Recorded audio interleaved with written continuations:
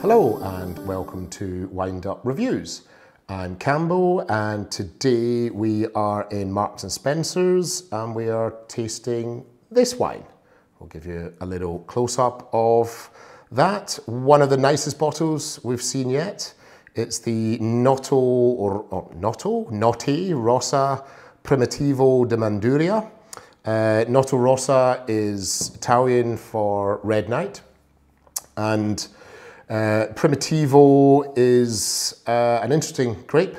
So this is Italian from the south of Italy, so Mediterranean. I'm expecting a full-bodied wine here, but the reason why Primitivo is interesting is that it's arguably better known these days as Zinfandel. So if you like big Californian Zins, this is exactly the same grape. It's not American, as a lot of people think it is. It's not actually Italian either. It's originally Croatian. I'm not even going to begin to try and pronounce its Croatian name. But if you like Zin, then this could be potentially a really interesting bottle of wine to try. So if we give it a little bit of a whirl and a sniff.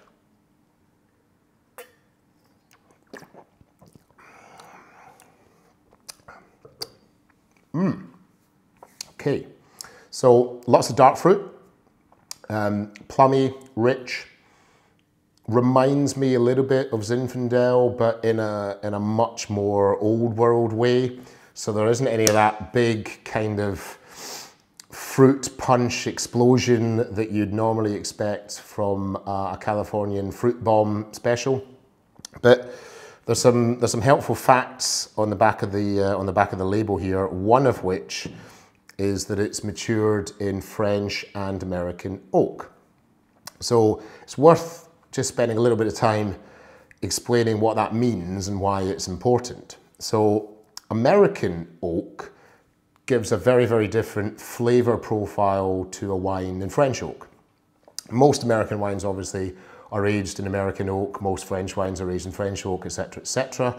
But you've probably be most familiar with American oak from Spain and specifically from Rioja.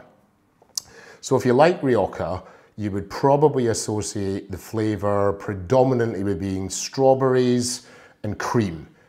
Real sort of vanilla, creamy flavor coming through.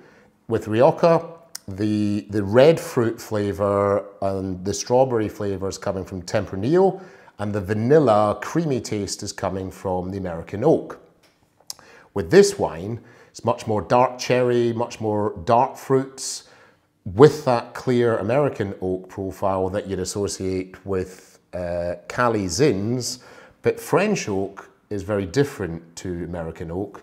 With French oak, it's much more savory, much more spice driven, and adds a lot of tannin to wine. Now, a lot of people think that tannin comes from the grapes, which it does, but a big chunk of tannin in red wine also comes from the oak. And with French oak, it often is a big contributor to its aging potential. So if you taste a wine that's very, very tannic and quite difficult to approach at a young age, needs some time to soften, but there's a little lick of sweetness to the tannins, that's probably coming from the oak. Now, the interesting thing, if you taste this wine, is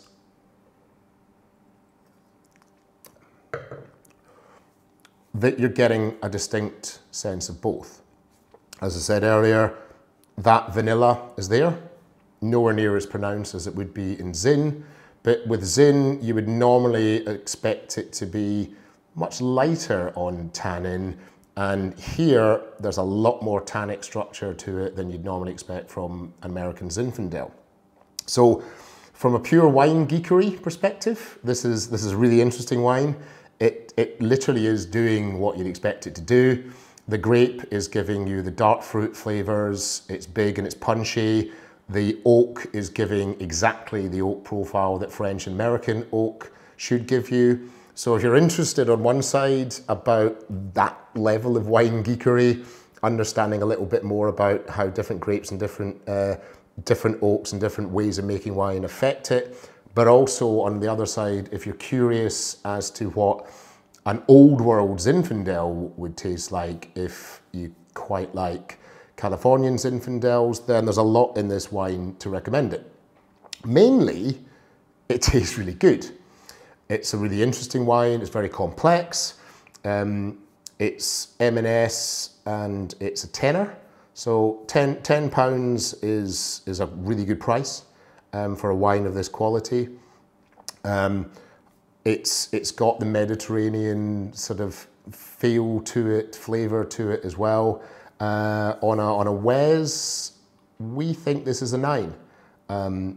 I'm definitely going to buy this wine again. I'm definitely going to pour this wine for friends.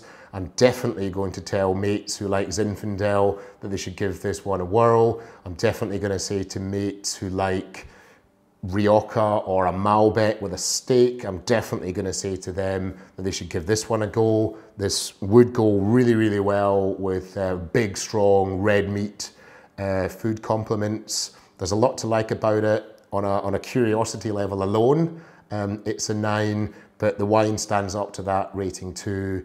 I really recommend this. It's cracking value for £10.